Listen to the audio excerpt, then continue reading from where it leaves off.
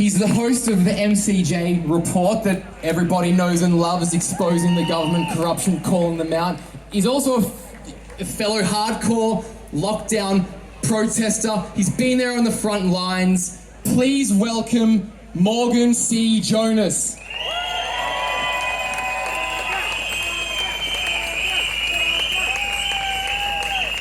Good afternoon, everybody. How's everyone going? All right. Welcome to the Worldwide Rally for Freedom 6.0. How good is this? My goodness, ladies and gentlemen, I'd like to thank the organisers for putting on a great job. But most of all, I'd like to thank each and every one of you, because what you proved today is that it does not matter how many times they knock us down, we always get back up on our feet. For the past 2 years, everybody here has been subjected to inhumane treatment. We've lost our jobs, we've lost our livelihoods, we've lost our friends. Has anybody experienced that? Friendships that have gone? We've been forced to do things we didn't want to do. Many of us have been assaulted, and some of us have even ended up in jail for what? Speaking up for freedom. Well, I think that I speak on behalf of every single person here today when I say that 2022 is the year that we save Australia. Let me hear you a bit louder. Are we going to take our country back this year or what? All right, that's what we need.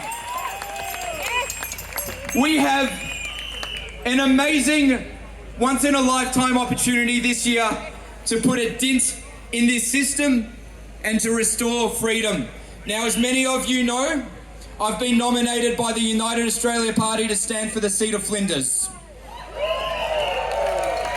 And I can tell you that all throughout the country, there's lots of good, decent, regular Aussies that are standing with a variety of different minor parties. Some are standing as independents. And I can't stress how important it is for us to support each other, because this is our one chance to get those traitors out of office and to get people in that actually love this country. Who here thinks that is absolutely what we need to do? I tell you what, each and every one of you standing here today, there's a fighter inside of each and every one of you. The Australian fighting spirit is alive and well. You have a chance to contribute towards reinstating freedom in this country. And reinstating freedom, look around, that's exactly what we're going to do. Now, I've got 10 visions for Australia. I'd like to share them with you, and you can let me know what you think about it. I'm going to read off a list of 10 and expand. 1, to put an end to trade deals that damage and destroy Australian industries. 2, to tax incentivise the rebirth and reinvigoration of Australian manufacturing. 3, to aggressively reduce the size and scope of government. The government's entirely too big.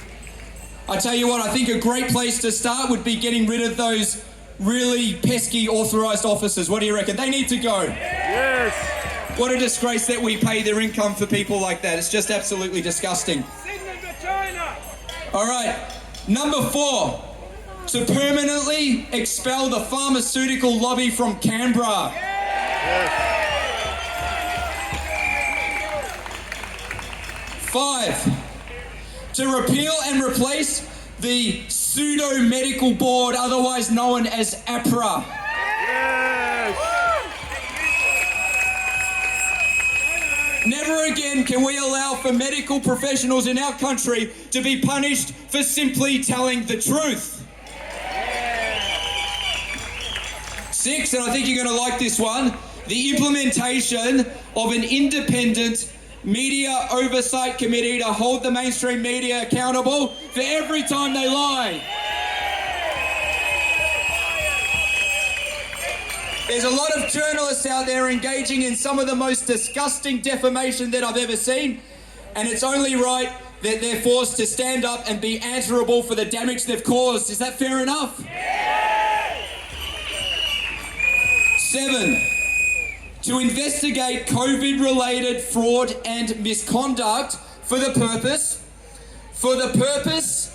of holding those accountable who have violated their positions of power during this time. They need to stand up and be held answerable for their crimes. Is that fair enough or what? 8, as well put by Harrison before, the implementation of a legitimate Australian Bill of Rights. I think we need it.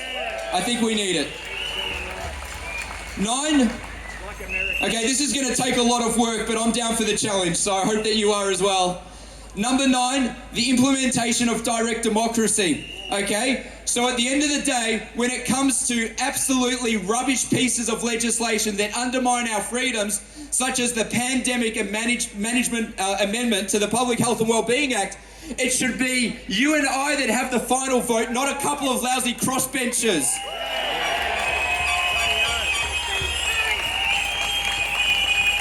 By any means necessary and by every single avenue available, we must take power away from the government and put it back into the hands of those who deserve it, which is us. It's not them, it's us.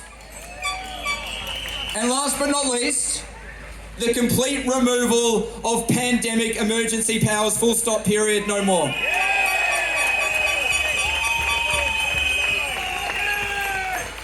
What has the government proven during this time? They've proven they cannot be trusted to be in possession of this type of executive authority. They've done the wrong thing, they've exploited it, it needs to be taken away from them. They can never be in a position again to impose things such as face masks, social distancing, lockdowns, and most of all, we got to get rid of the mandatory vaccinations. That's it. And the QR codes, all of it. I said it before and I'll say it again. The only place these rotten face masks belong is in the rubbish bin. Is that fair enough? Yes. I am so sick of seeing these things out in the street. Well, ladies and gentlemen, this is it. This is 2022. This is our time to strike. Now, I've said it before, but I'll say it again, and that is the time for talk is well and truly over. So let me ask you this. Who here this year in 2022 is going to do whatever it takes to change the course of history for Australia?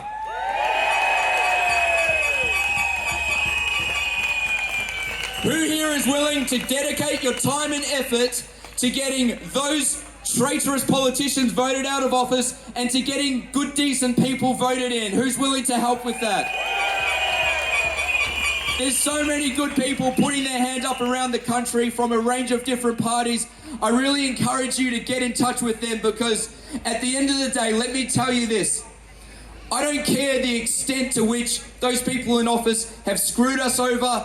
Australia is still the greatest country in the world and our country's worth fighting for. Who agrees? It's game time, ladies and gentlemen. It's time to put boots on the ground. Now, there is one more person that I'd like you to hear from today. She's somebody very special to me. She spent 22 days in solitary confinement fighting for all of us.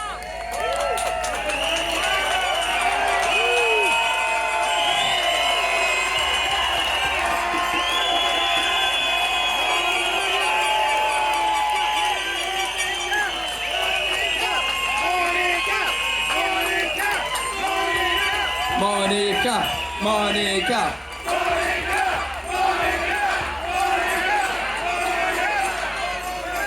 Guys, she needs no introduction. Make her feel welcome. Well,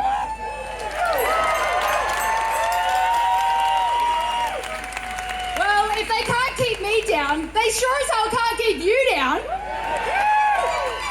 I'm just one person, and now we all have each other. I mean, the community that we have built together over the last 2 years is a community that will last forever. And we will always be better people because of what we've gone through. And this is what they did not count on. They did not count on people like us being strong and passionate and not giving up. So you are the reason that we are going to win this battle against tyranny.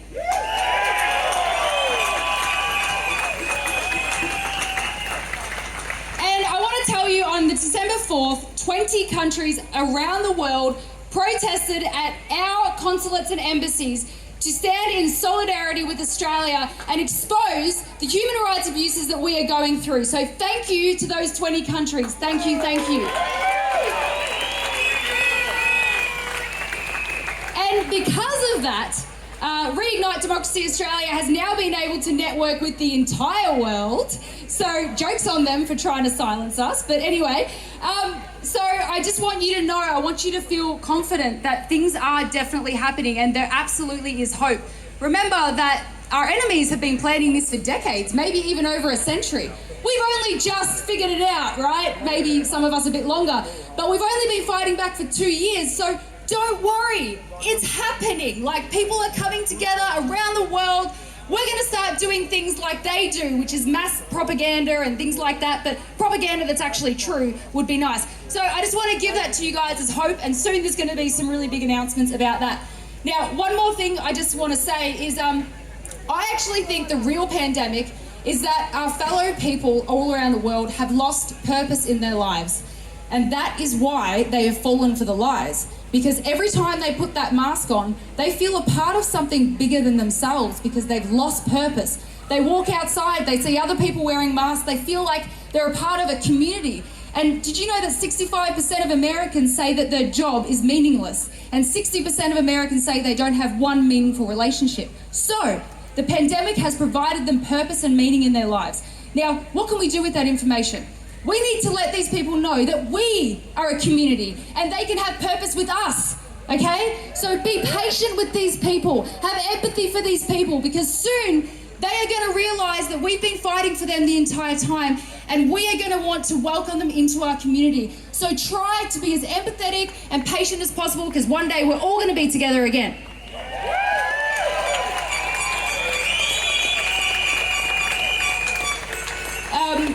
I also just want to say, and I've made a few posts about this, but, you know, it's time for us to figure out where our breaking point is, you know, where is the line for us? Because once we realise what that is, we're actually going to be unstoppable, okay? So how many times are you willing to do something you don't want to do before you wake up in the morning and you hate who you are? You know, you can't do that. So make a decision now. And don't regret the decisions that you're making. And so I have this saying, you know, you will never regret trying, but you will never, no, yes, you will, sorry, I did not prepare this speech. You will never regret trying, but you could regret not trying. So try while you still have the time.